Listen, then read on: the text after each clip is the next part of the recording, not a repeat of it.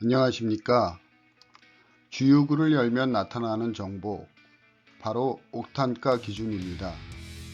대부분의 수입차 엔진이 옥탄가 95 이상의 휘발유에 맞춰져 있으니 이 기준 이상의 휘발유를 넣으라는 의미입니다. 우리나라 승용차용 휘발유는 일반과 고급 두 종류이며 차이는 옥탄가입니다. 일반 휘발유는 옥탄가가 91에서 94론 미만인 휘발유이며 실제로는 92 전후 수준입니다. 고급 휘발유는 옥탄가 94론 이상의 휘발유이며 실제로 100 전후 수준입니다. 여기서 옥탄가는 휘발유의 노킹 정도를 측정하는 값으로 이 값이 높을수록 휘발유의 발화점이 높아져 노킹이 방지됩니다. 노킹은 엔진 실린더 내부의 혼합기체가 피스톤에 의해 압축되면서 온도가 상승하여 점화 플러그의 스파크 시점보다 빠른 시간이나 다른 위치에서 자연 발화되는 비정상적인 현상으로 노크 소리와 같은 소음과 진동, 출력과 연비 저하, 엔진 손상까지 주게 됩니다. RON, 통제된 시험용 엔진을 이용하여 옥탄가를 측정하는 방식과 단위를 말하고요. 대한민국, 일본, 유럽 등에서 채택하여 사용하고 있습니다. 휘발유에 대한 3개 정유사의 물질안전 보건자료, 일명 MSDS라 불리는 자료를 조사해 보았습니다. 한 개사만 일반 고급 휘발유의 성분 차이가 있다고 표기하였는데요. 고급 휘발유에서 가솔린 성분이 감소하는 대신 톨루엔과 같은 다른 성분이 증가하는 것으로 표시하였습니다. 여기서 가장 중요한 것은 외부에 화기 없이 스스로 불이 붙기 시작하는 온도인 자연 발화점인데요. 여기에서는 일반 고급류 구분 없이 이와 같이 표시되어 있었습니다. 범위가 약 200도 정도로 매우 컸는데요. 따라서 옥탄가가 최대로 높으면 자연 발화점이 456도에서 470도가 되겠고요. 옥탄가가 최저로 낮으면 자연 발화점은 208도에서 280도 수준으로 매우 낮아지게 되는 것입니다. 가솔린 엔진을 간단히 살펴보면 흡기 밸브, 배기 밸브, 점화 플러그가 되겠고요. 연소실, 피스톤, 실린더와 커넥팅 로드, 크랭크 축이 되겠습니다. 가솔린 엔진의 사행정 4단계를 한번 살펴보겠습니다. 흡기는 피스톤이 하강하면서 휘발유 공기 혼합 기체를 흡기 밸브를 통해 실린더로 빨아들이는 단계가 되겠고요. 압축은 모든 밸브를 닫고 피스톤을 상승시키면서 혼합 기체를 압축하는 단계가 되겠습니다. 폭발은 점화 플러그의 스파크로 바람이 폭발을 일으켜서 그 힘으로 피스톤이 하강하게 되고 그에 따라 크랭크 축을 돌려주는 단계가 되겠습니다. 배기는 배기 밸브가 열리고 피스톤이 상승하면서 연소가스를 밀어서 배출하는 단계가 되겠습니다.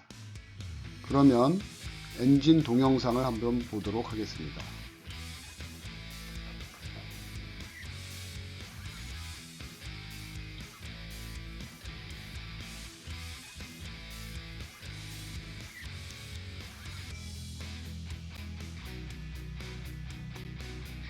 모든 차량의 재원 중에 압축비라는 것이 있습니다.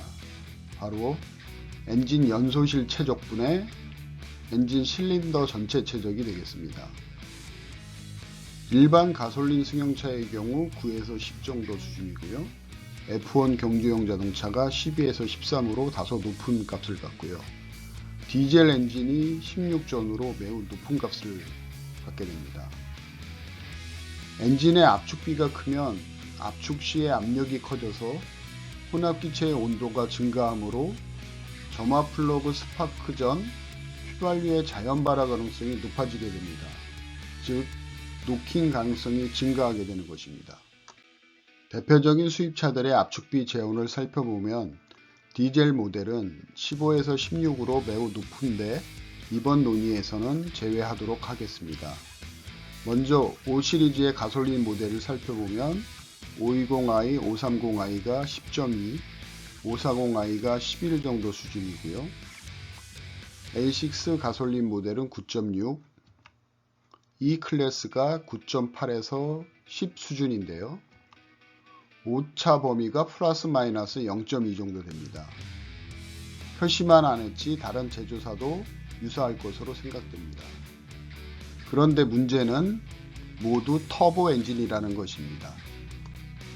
따라서 터보 엔진의 경우에는 제온상의 압축비가 아닌 실압축비를 구해야 하는데요.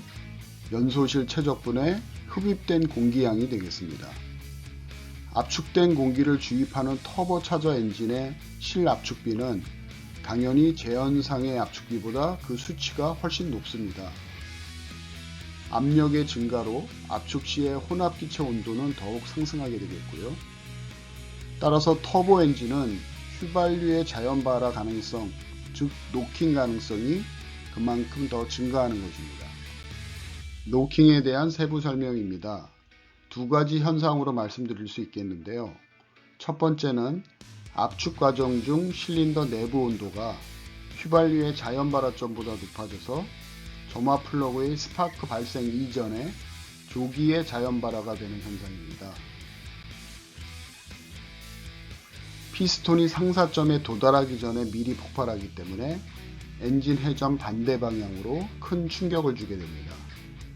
마지막으로 시간 지연은 거의 없으나 점화 플러그와 떨어진 다른 위치에서 휘발유가 자연 발화되는 현상으로 폭발이 불균일하게 일어나 역시 비정상적 효과를 일으킵니다. 따라서 노킹이 발생하게 되면 소음과 진동이 증가하고 엔진 출력과 연비가 저하됩니다. 가장 심각한 것은 엔진에 큰 손상을 주게 되는 것입니다. 요즘 차량들은 거의 다 노킹 센서가 장착되어 있으며 시간에 따른 엔진의 이상 진동, 음파, 압력 변화 등을 실시간으로 측정하여 노킹 발생 시에 ECU, 엔진 제어 컴퓨터죠, 점화 시기, 연료 농도 등을 조정하도록 합니다. 그러나 설계된 최적 세팅이 아니므로 출력, 연비 등 성능이 감소하므로 ECU는 수시로 본래 세팅을 원복하려고 시도합니다. 따라서 근본 원인을 제거하지 않으면 노킹, 엔진 세팅 조정, 원상복구, 노킹의 악순환이 반복되는 것입니다. 결론입니다. 대부분의 수입 가솔린 승용차는 다운사이징과 터보차저를 활용한 저배기량 고성능 차량입니다. 고압축비, 고폭발 엔진으로 엔진 실린더 내부 온도가 매우 높아 일반 차량 대비 휘발유의 자연 발화에 의한 노킹 가능성이 높아지게 되는 것입니다. 따라서 일반 차량 대비 자연 발화점이 높은 고옥탄가 휘발유를 필요로 합니다. 수입차 제조사는 옥탄가 95 이상의 고급 휘발유 사용 기준으로 노킹이 발생하지 않는 한도 내에서 최대 성능을 내도록 설계 제작합니다. 그러므로 옥탄가 94 미만의 휘발유를 사용하면 노킹이 발생하여 초기 엔진 손상을 입게 되나 노킹 센서가 감지하면서 ECU가 점화 시기, 연료 농도 등을 엔진 세팅을 조종하여 노킹을 방지하게 됩니다. 그러나 본래의 최적화된 세팅이 아니라 성능 저하가 발생하므로 ECU는 지속적으로 설정 원복을 시도하며 이 과정에서 노킹, 조정, 원복, 노킹의 악순환이 발생하게 됩니다.